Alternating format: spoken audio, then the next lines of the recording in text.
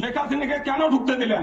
এই যে হিন্দু হত্যাকারী তার লিখিত ডকুমেন্ট সহ আছে।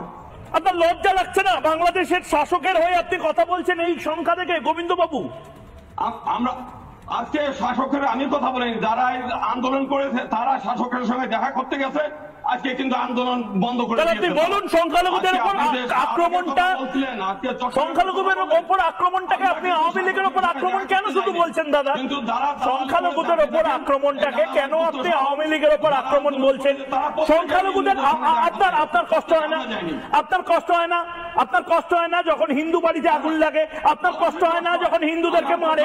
আপনার কষ্ট হয় না যখন শাহবাগে, যখন চট্টগ্রামে এত মানুষ? আপনার কষ্ট হয় না এই ডেটাটা দেখলে? এই ডেটাটা কেন কমলো আপনি বলুন, কেন কমলো? হিন্দু জনসংখ্যা কেন কমলো? আন্দোলন করেন নাই? একই প্রশ্ন করছি, হিন্দু জনসংখ্যা কেন কমেছে? হিন্দু জনসংখ্যা কেন কমেছে?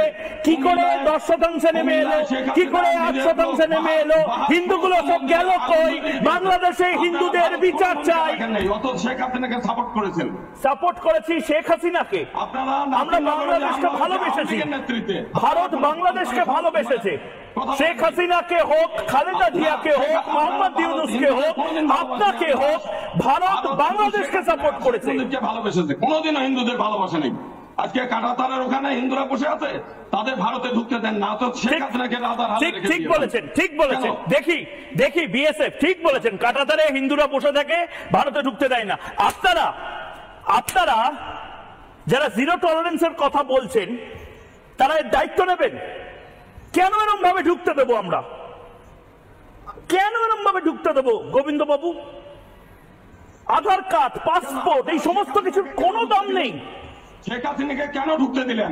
এই যে হিন্দু হত্যাকারী তার লিখিত ডকুমেন্ট সহ আছে, তাকে ঢুকতে দিলেন? তার প্রতি এত